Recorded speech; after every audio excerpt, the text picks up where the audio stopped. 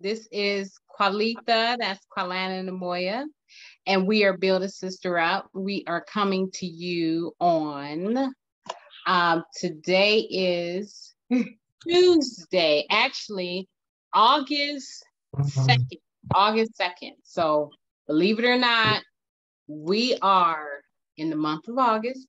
Before you know it, we'll be picking apples, having our Thanksgiving turkey, all that good stuff. But let's get right into our 10-minute topic.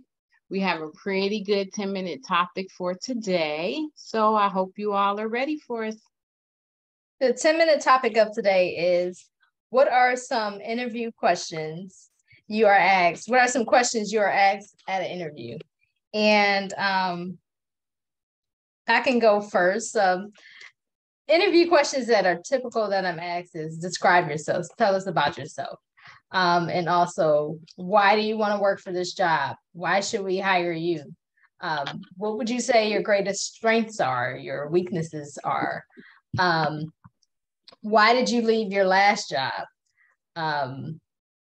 There's a plethora of different questions asked. Those are, I guess, my top questions that I am asked normally in interviews. I don't know, what are some of you guys's?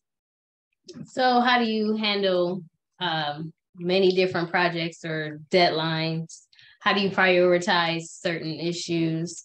How would you handle a conflict with your supervisor? How'd you handle conflict with a client?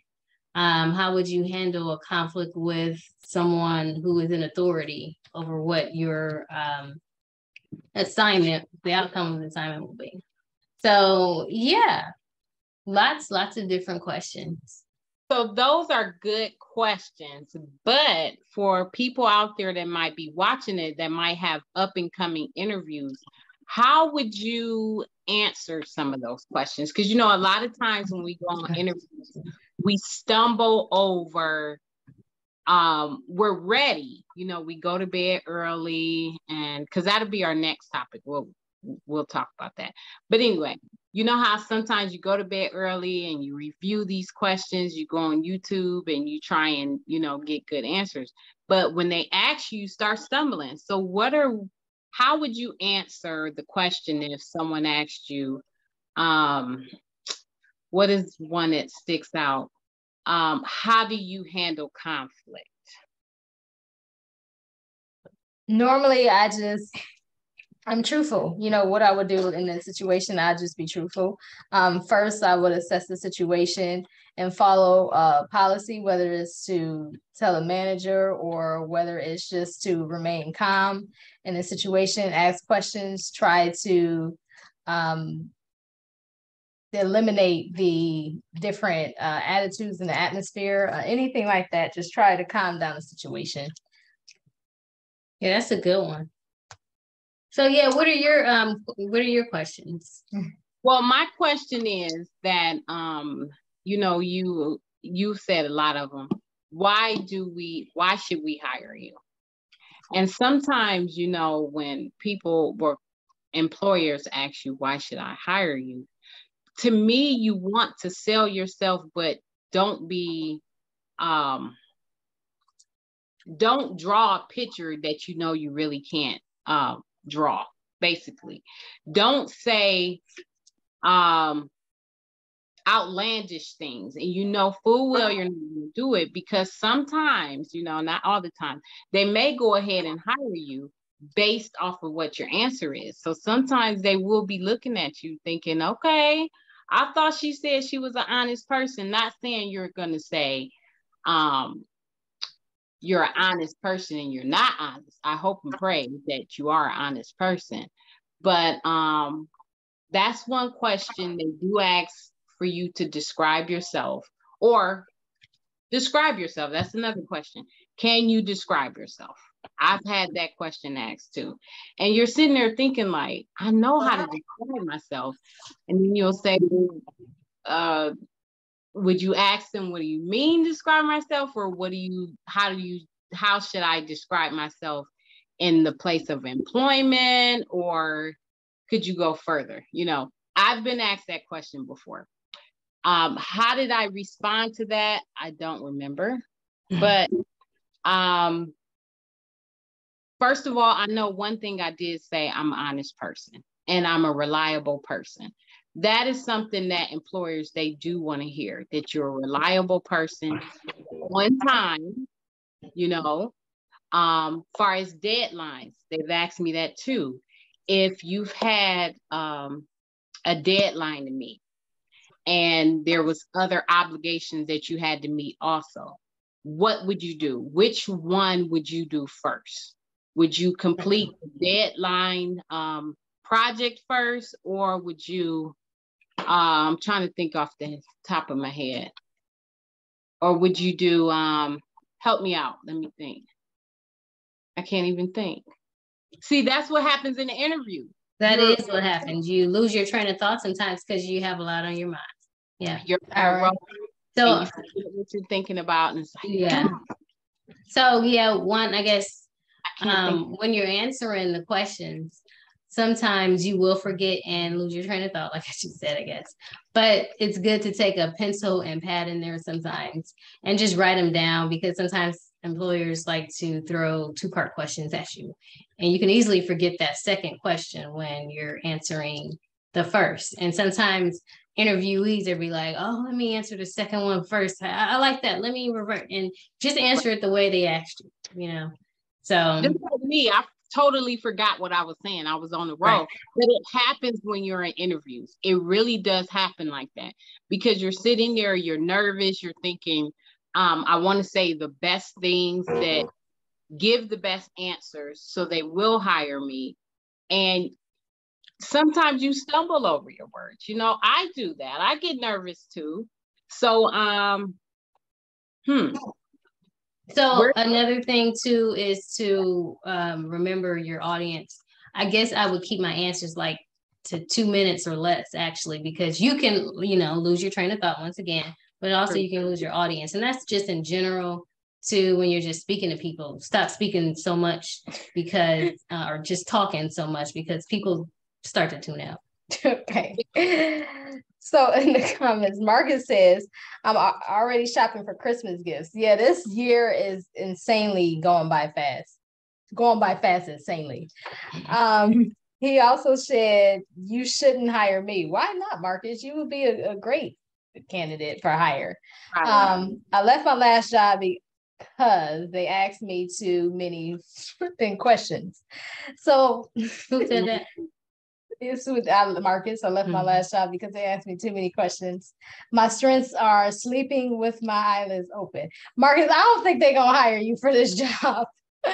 And they said, Wanda says, where do you, a question that they asked is, where do you see yourself in 10 years? Yeah. And Marcus will reply, not with this company. He's saying everything that you shouldn't say during an interview. And Jay said, the woman on the left is incredibly beautiful. Thank you. Marcus said, when they ask you, are you willing to work weekends, nights, and holidays? And then you don't tell the truth. Marcus, you are too funny today. Okay, you're too funny today. Funny. Very funny today.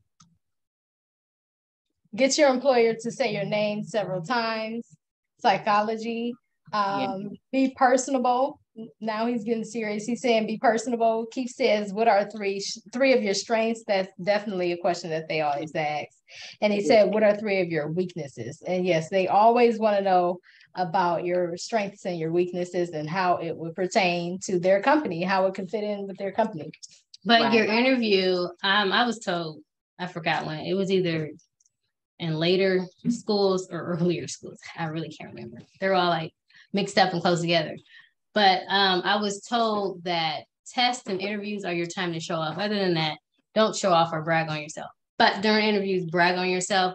And one thing Marcus is doing actually is he's showing his personality. And if you go in there and you actually show your personality, let them get to know the real you. If you give them a jokey answer, know your audience, but they might like it. And they might not. You might get an employer that's like, look, we are way too serious here. We don't have time to play games.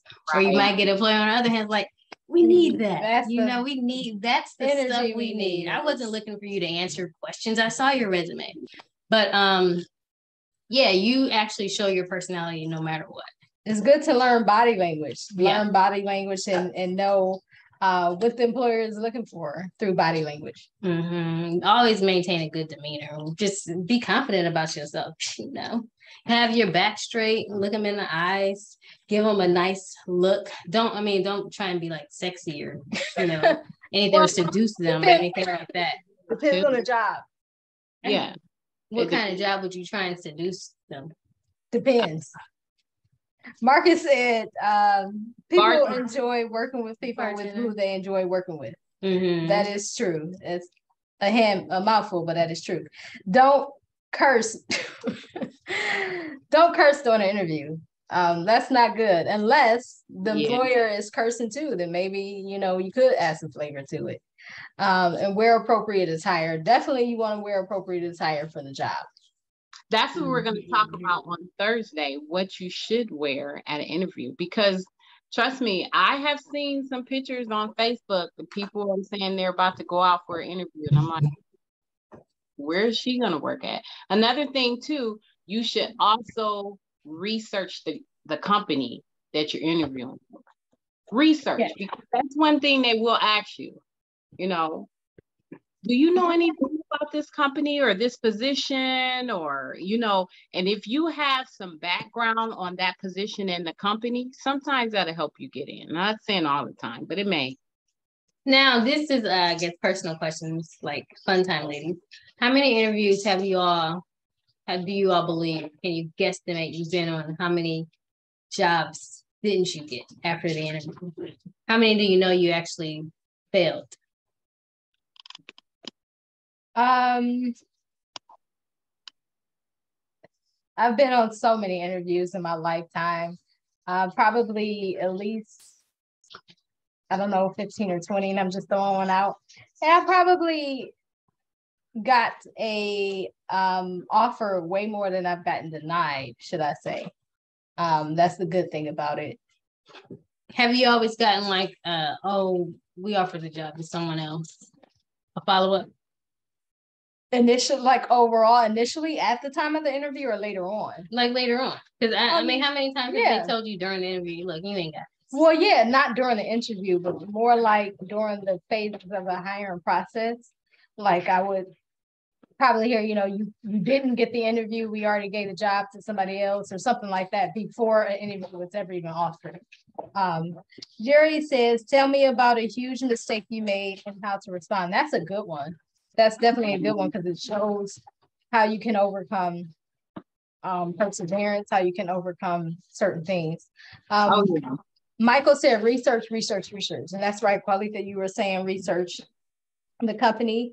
Marcus said he's been on over 100 interviews. And Jerry said he has as well. He said he always got the job. Well, how many times have you all went on an interview and you knew in your heart that you had the job, but then later you find out you didn't have it? That really hurts.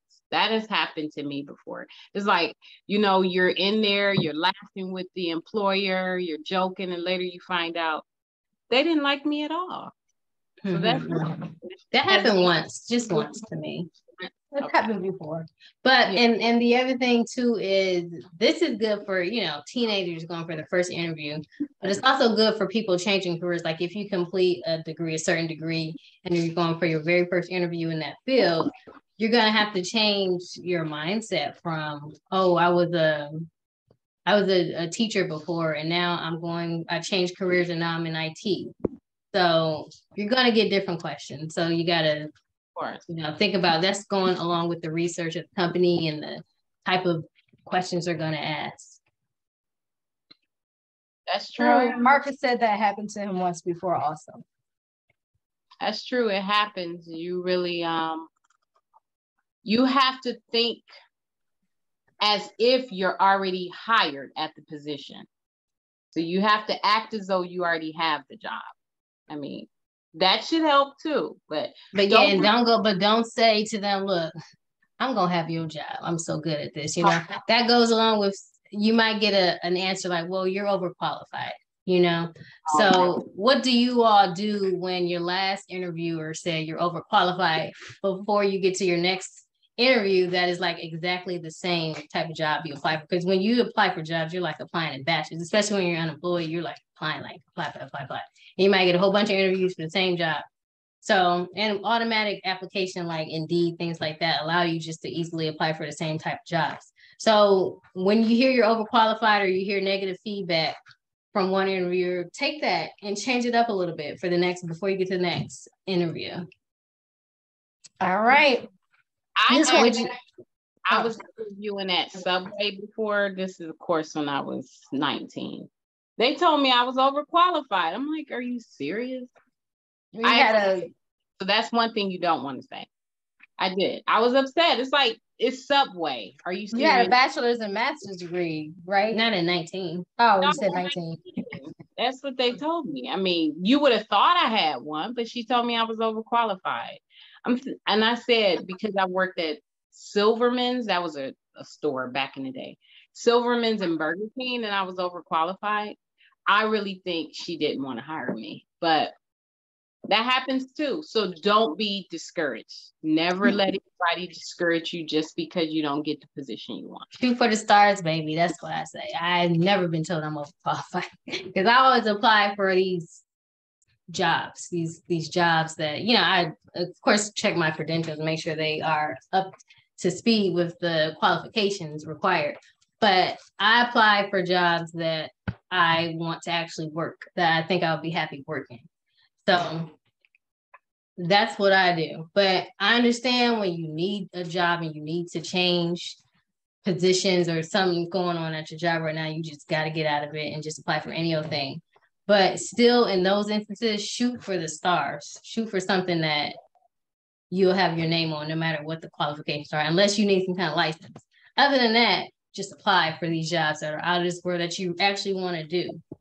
Jerry says, remember, Google is your best friend. Marcus said, what is a Silverman's? Silverman's was kind of like a Macy's, I guess, or a Gable Brothers or something like that. A Walmart, a smaller version of a Walmart. Okay. And I guess it was in Ohio or something. Yeah, it was in Ohio. He also said, because you were Black and proud. And Michael said, you'll need a build a team up group. And that, you know what, I think that's a good idea. Build a team up, because I have a team. So, and he actually is going. Oh, okay, yeah. He actually is going for an interview pretty soon. That's what kind of sparked this. We gave him a mock interview. Yeah, I'm very excited for him. So it will be his very first job interview, and I'm very excited. All right, this one was a fun topic. I definitely was taking some notes down, and I hope we helped someone, you know, get hired almost. So thank you for everyone who's tuned in and who's commenting. As always, if you didn't watch this live and you want to go back and watch the replay, you can go ahead and leave a comment. Let us know some questions that you are asked, some tough questions that you're asked, and also let us know how you respond to it. As always, thank you for tuning in. Remember to build bold, build better, build brilliant, build a brother up, build a sister up.